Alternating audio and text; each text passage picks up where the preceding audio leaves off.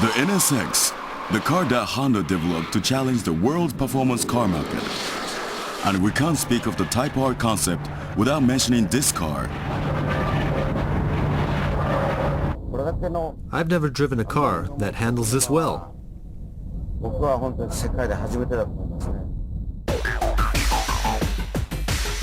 The NSX debuted in 1990 with a mid-engine and a body made entirely of aluminum.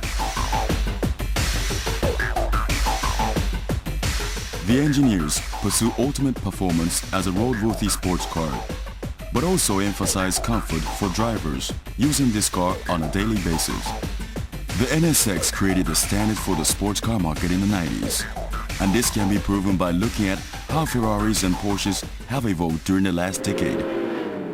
However, on the tracks, the NSX wasn't even the fastest Japanese sports car when it debuted. The opponent of the one-on-one battle was the defending champion, the Nissan Skyline R32 GTR. Right after the start on the first hairpin, the NSX is already losing its position. The gear ratios are too wide for this uphill, so I'm falling behind.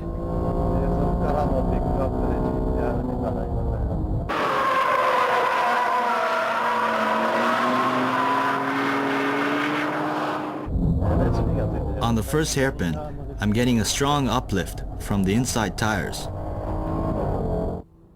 Considering that the battle took place on a circuit with plenty of tight corners, the NSX lost its debut battle against a rival that was constructed from a completely different perspective.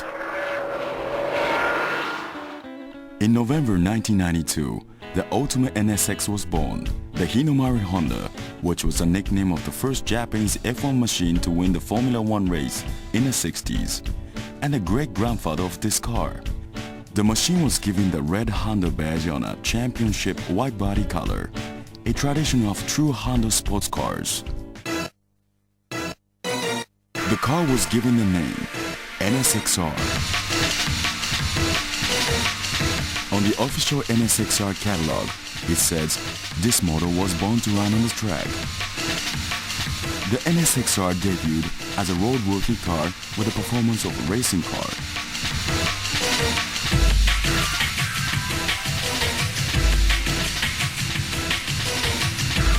In pursuit of performance, a total weight of 120 kilos from the undercoating and even the harness parts were stripped off from the original NSX.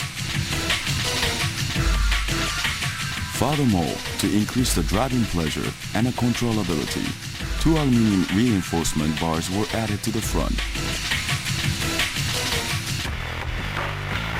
The whole suspension system, from the spring and damper to the rubber bushings and LSD, were developed from scratch for ideal steering characteristics on circuits.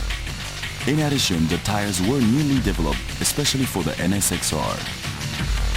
If you look at the way the car is pitching on this country road, you can tell that the NSX-R was designed to go on the tracks. Except for the titanium piston rods used for this NSX-R, the engine specs were left untouched.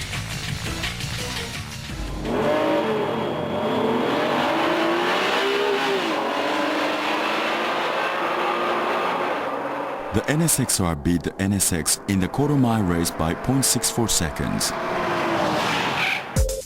The standard gear ratios are exactly the same, but the final gear has been lowered by 5%, which gives the NSX-R the advantage in performance.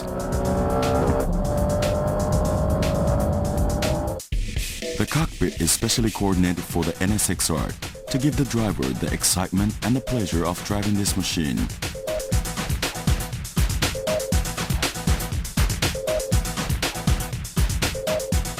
At the same time, competition parts are used to increase weight reduction and functionality. Time attack uncut using optional larger diameter tires at Suzuka circuit.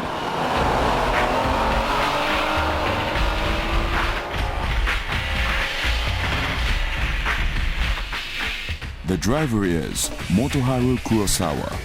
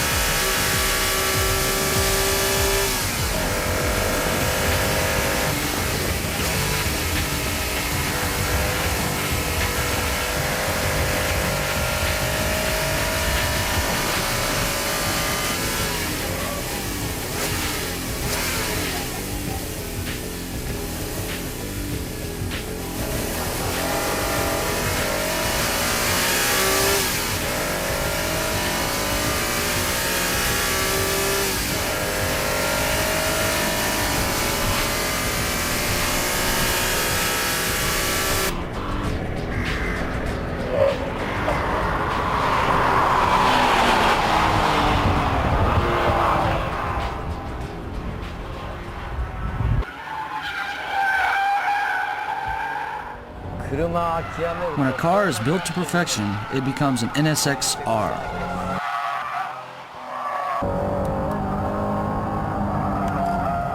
Good golly, Miss Molly. 100 miles per hour may be a bit too much.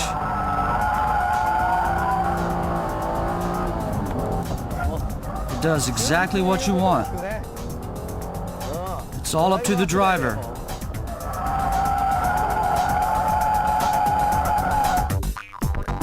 The NSX-R's limited production on orders for a 3-year term finished at the end of 1995. Actual delivery was said to be only around 500 units, as the price was almost up to $84,000.